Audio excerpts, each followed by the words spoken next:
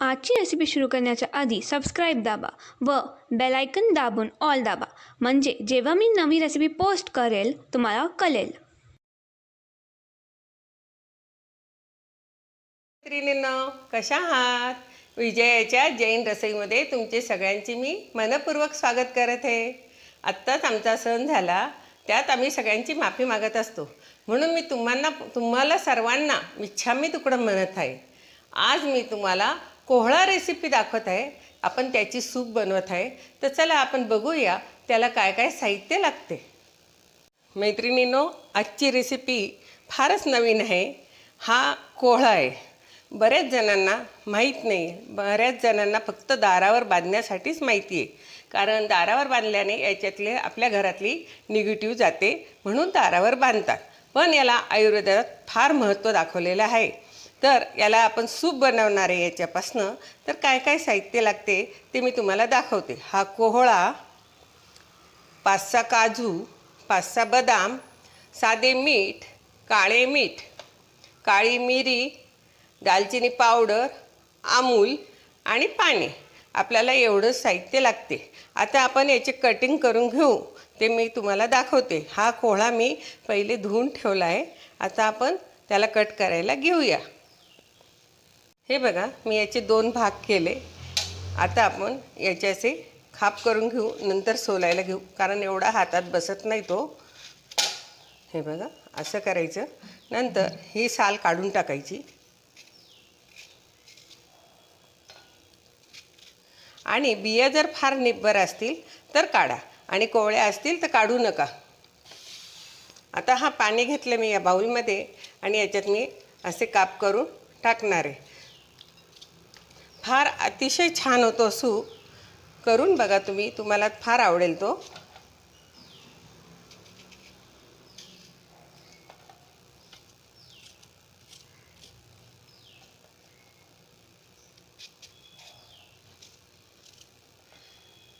हे बघा, याप्रमाणे मी कट करून घेते. नंतर आपण याला कुकरमध्ये टाकून 2-3 शिट्टी घेऊया. हे बघा मैत्रिणींनो, असा एवढा बाऊलभर कोहळा झाला. याची भाजी पण फार सुरेख होते. याचं सूप पण, असं मी सूप दाखवते, पण याचा ज्यूस पण फार छान होतो. याच्याने बरेच आजार आपले कमी होतात. तुम्हाला काय सांगू, डायबिटीस, BP, वजन कमी करणे, बऱ्याच याच्यावर हे फार उत्तम आहे. आता मी ह्या कुकरमध्ये थोडे तूप टाकत आहे, कारण मी अमूलच सांगितले ते, पण नुसतं आपण अमूल टाकलं तर ते जळून जातं, म्हणून त्याच्यासाठी आपण याच्यात तूप टाकलं आहे. हे बघा, 2 चमचे मी तूप टाकलं त्याच्यात.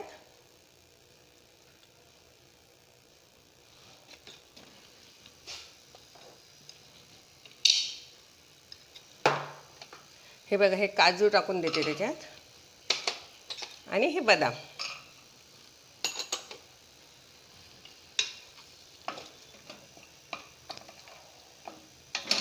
याला 1च सेकंद मी फ्राय केलं आहे, बाकी काय करायची गरज नाही. आता मी याच्यात कोहळा टाकत आहे.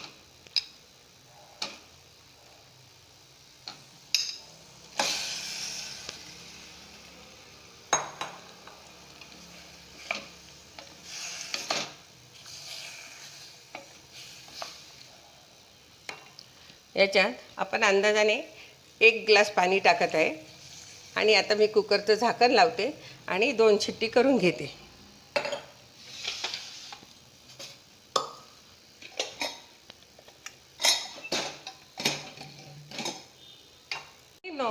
आपला कुकर होत आहे, तोपर्यंत मी तुम्हाला थोडी माहिती देते. आजचा व्हिडिओ तुम्ही पूर्ण बघा. थोड्या थोड्या मी छोटे छोटे टिप्स सांगत आहे. आपण ज्याला कोहळा म्हणतो त्याला उत्तर भारतात पेठा म्हणतात. आग्र्याचा पेठा जो बनतो तो या कोहळ्यापासूनच बनवतात. हा गोड आणि शीतल असतो. याच्याने पोटाचे आजार पण बरेच कमी होतात, आणि हा बऱ्याच आजारांवर उपयोगी आहे. हा दिल्याने मुलांना बुद्धिवर्धक आहे, स्मरणशक्ती याच्याने वाढते, आरोग्यवर्धक आहे. याचे ज्यूस घेतल्याने आपण दिवसभर उत्साही राहतो.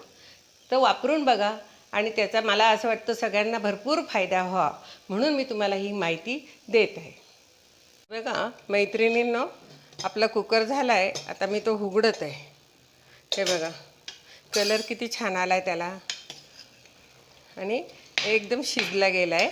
आता आपण याला रवी फिरून घेऊ आणि नंतर मी तुम्हाला दाखवते. हे बघा मैत्रिणींनो, ह्या पद्धतीने रवी फिरवल्यानंतर झाला आहे.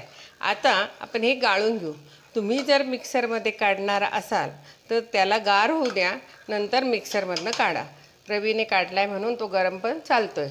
आता मी हे चाळणीने गाळून घेत आहे.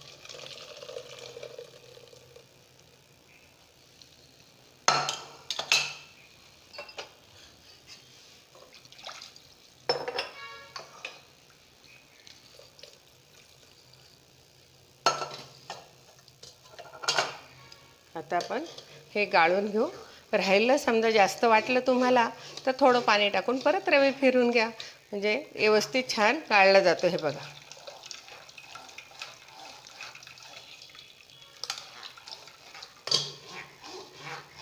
आता गाळल्यानंतर मी दाखवते तुम्हाला. मैत्रिणीने ह्या पद्धतीने छान झालं आहे. आता मी याला गॅसवर उकळायला ठेवते आणि बाकीचे साहित्य टाकते.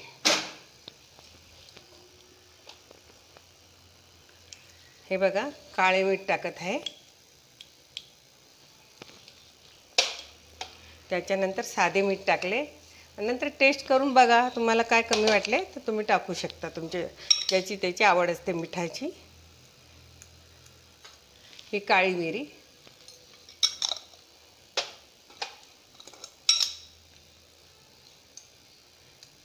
ही दालचिनी पावडर